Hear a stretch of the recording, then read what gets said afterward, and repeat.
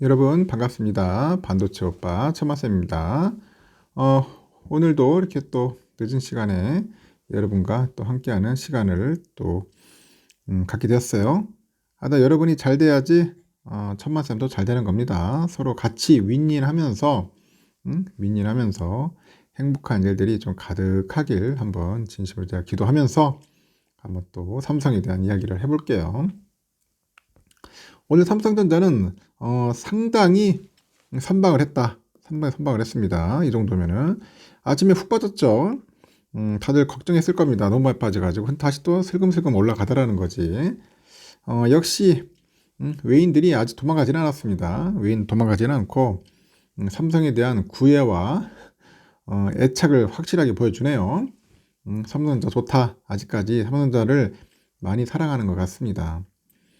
그러다 보니까 삼성 쪽으로 많이 좀 쏠려 있고요. 오늘 코스피는 0.07% 강보합으로 끝났어요. 약 코스닥은 0.14% 소폭 빠졌고요. 그 낙폭을 좀 줄이긴 줄였는데 좀 아쉬움이 좀 많아요. 아쉬움이 좀 많아서 더 올라야 하는데 오르지 못하고 있어요. 지금 오르지 못하고 있다.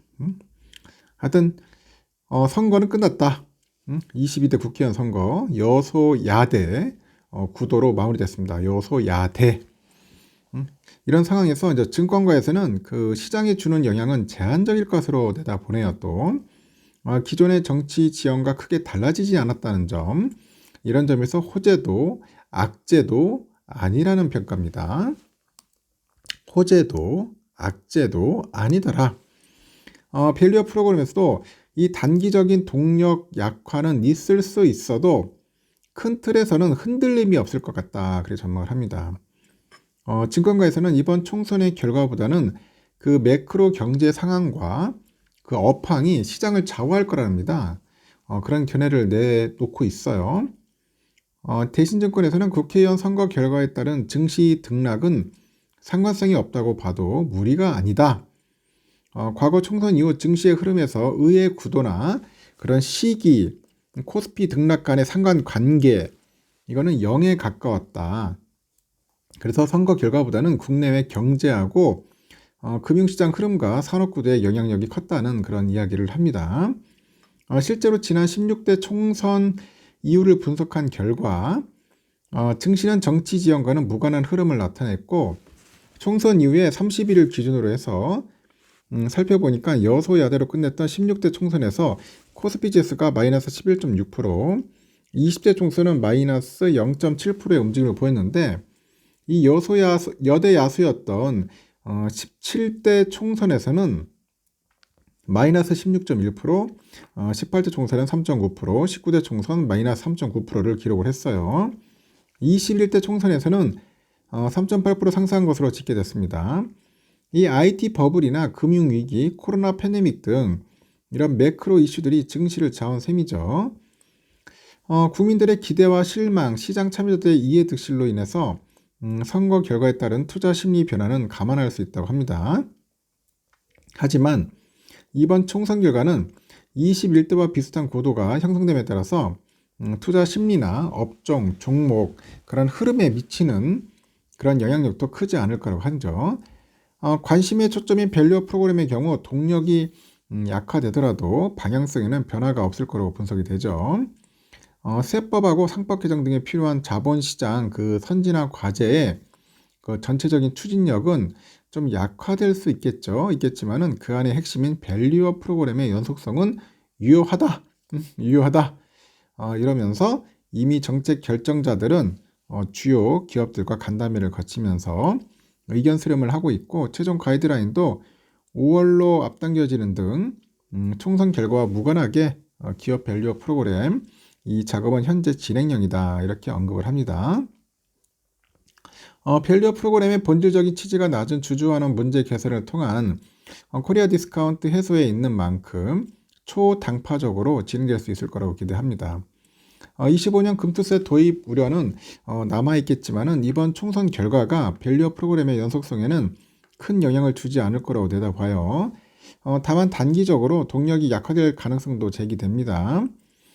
그래서 배당소득 분리과세하고 자사주 소각시 법인세 감면 등등 해가지고 세제 개편안의 국회 통과가 불투명해졌기 때문이라고 하는데 총선 패배로 인해서 인적 쇄신 필요성이 제기된다면 그동안의 밸류업 정책을 이끌어왔던 금융당국에도 변화가 있을 수 있다고 하죠.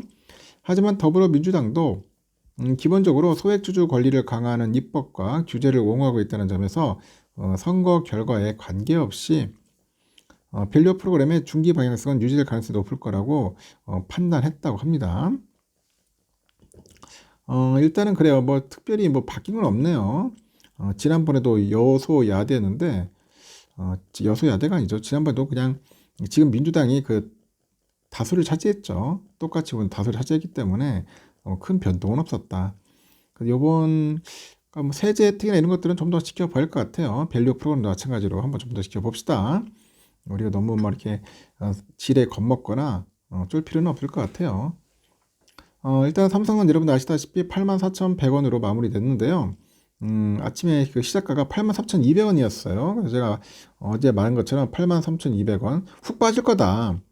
한 1% 정도 빠질 거라고 내가 얘기를 했죠. 쭉 빠졌어요. 빠졌다면서 다시 또 슬금슬금 올라오더라고요. 이 올라올 정도의 그런 힘이 있었다는 것은 상당히 좀 좋았습니다. 역시나 그 떨어뜨린 힘은 누구였냐 봤더니 기관애들이 뺐죠. 기관애들이 583만 주를 그냥 내다 질러버렸습니다. 개미들 팔긴 팔았지만은 오늘은 기관의 매도 파티가 있었다.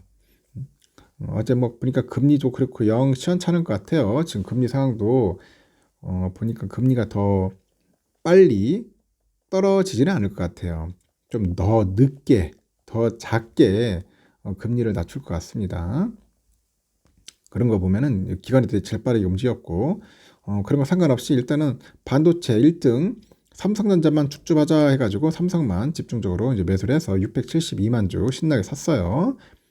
오늘 노물 애들이 많이 샀습니다. 210만 주, CT가 145만, 골드만 132만, UBS 78만, CL이 44만 매수했고, JP 애들이 13만 주 정도 이제 신나게 매도를 한 거죠. 또 우선주도 재밌어요. 오늘 우선주도 아침에 훅 빠졌었어요. 일단은 잘 맞춘 것 같은데 다시 또 슬금슬금 또 올라가는 거야. 올라가는데 참 좋아요. 떨어지면 낫죠 혹시. 오르는 건 좋은 거 아니겠습니까? 68,100원까지 자 68,100원 시작해가지고 67,700원까지 빠지더라고.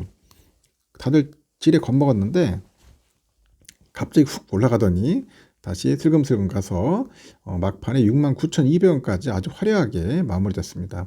외인들이 52만 주나 아주 신나게 사줬습니다. 개인들은 53만 6천 정도 신나게 팔고요. JP 애들이 15만 주, CT 12만, 노무라 9만 4천, 골드만 19,000, CL이 11,000 정도 매수를 했고요. CT하고 CL이 매도를 했습니다.